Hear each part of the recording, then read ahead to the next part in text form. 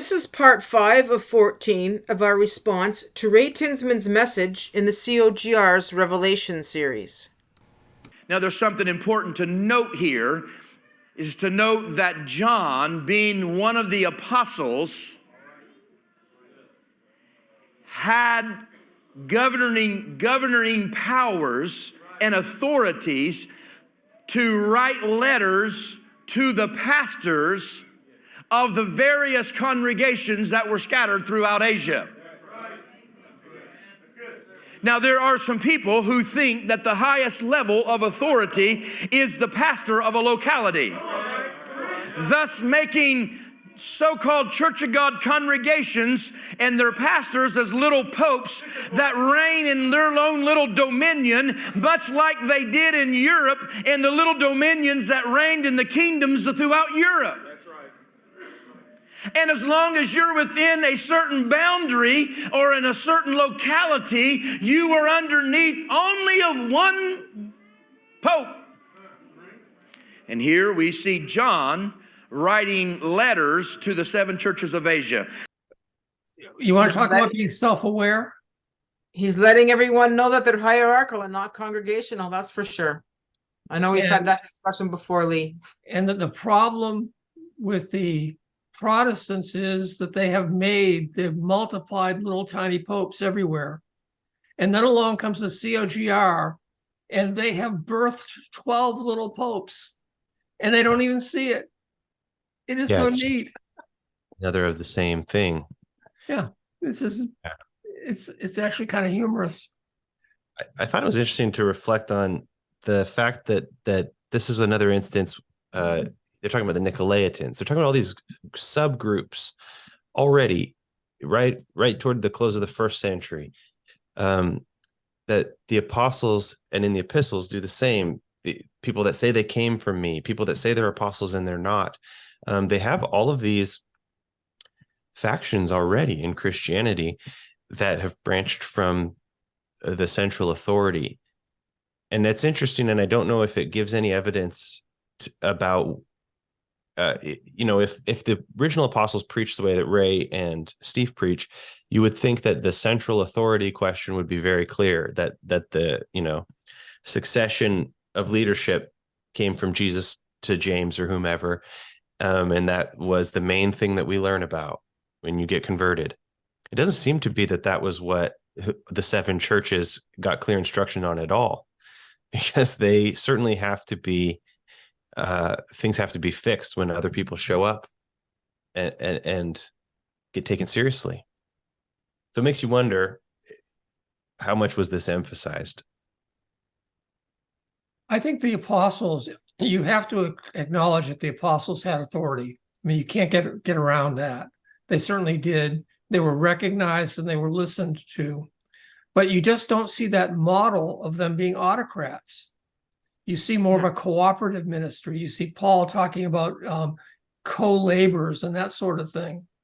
So it seems like, and the Jerusalem Council, who was in charge of the Jerusalem Council?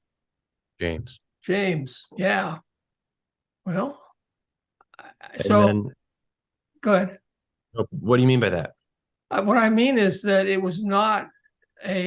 was not a decree that came down from the apostles about we're going to do this or we're going to do that. People debated and discussed and came to conclusions, and then the group as a whole acted. So I don't see the model that Ray looks at as being a preeminent model. And he likes the Catholic Church a great deal. But the question is the Catholic Church even a good model? I don't know that it is. They did decree something. James does step in and say, like, all right, this is it. These are the 3 things. Based on discussion. Based on discussion. Absolutely. Yeah. And with the COGR, there is no discussion. Yeah. It is nothing's open for debate. Ray says, even if you're wrong, even if I'm wrong, I'm still right. And if you're right, I'm not even going to entertain you anyway. So, yep, it's bad polity. Yeah, so it's a very different thing. So yes, the apostles have authority, but no, they were not ruling over the the churches in that kind of sense. It was a group of people initially working together, and it may have been better had they never organized into the bodies that they did. I don't know. There's something very special about groups that are cohesive and functioning and working together versus if this is kind of a rant about churches, but basically when you move to a governmental system of churches, you have one pastor doing ministry and you have 100 people or 200 people watching him do ministry.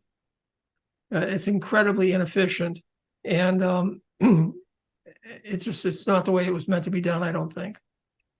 This concludes our video. Thank you for joining us. The resource slides go by rather quickly for sake of time.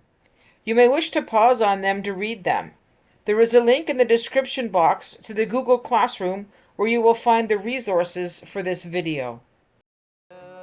Disappointment is a bitter pill to swallow, paying back the hope I borrowed from someone I never knew. And it's a forfeit, humans in the suits of heroes, undressed by whispered conspiracies, in quest for the truth.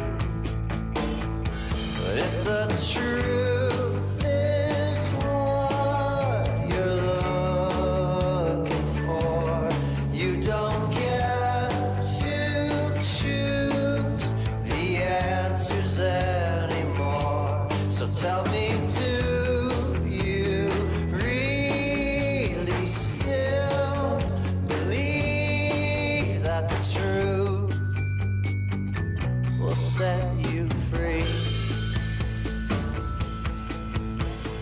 I do.